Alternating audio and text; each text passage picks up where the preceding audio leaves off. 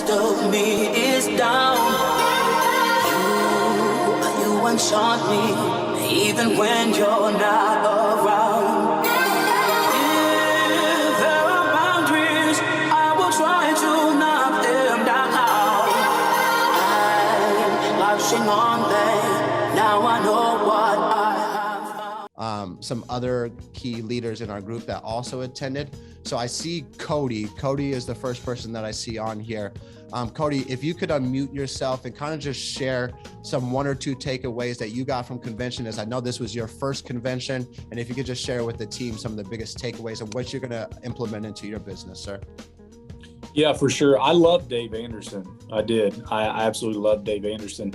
You know, there's something powerful about when you get that many people in a spot, you know, together that's all working towards a common goal. Because I mean, everybody's trying to figure this out, you know, and you got so many new people that and things evolve, right? Leads change, demographics change, areas change. The flow of the business. I mean, since I've been in the business, a lot of it's changed, you know, with virtual, this, that, the other.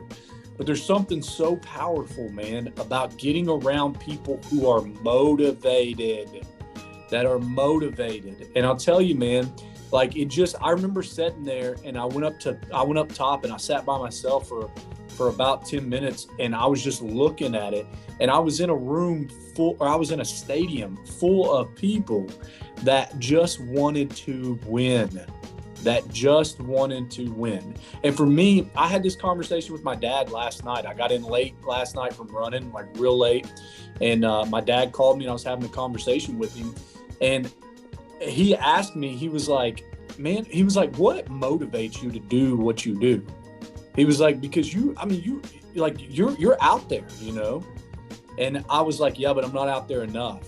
I was like, I'm not out there enough. And I was like, what motivates me is when this group chat goes off and this phone goes off and Slack goes off, the competitive nature in me, I can't take it. I cannot take it.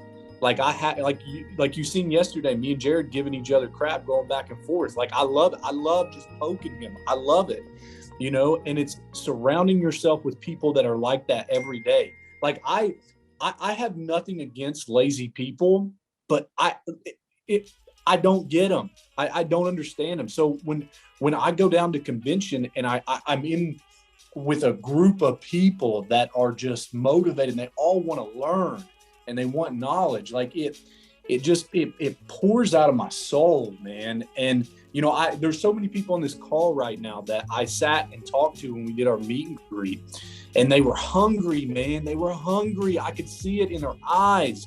They were hungry. And I remember in my life when I made that switch, when enough wasn't enough and good wasn't good enough. I remember it. And there were so many people there that good wasn't good enough.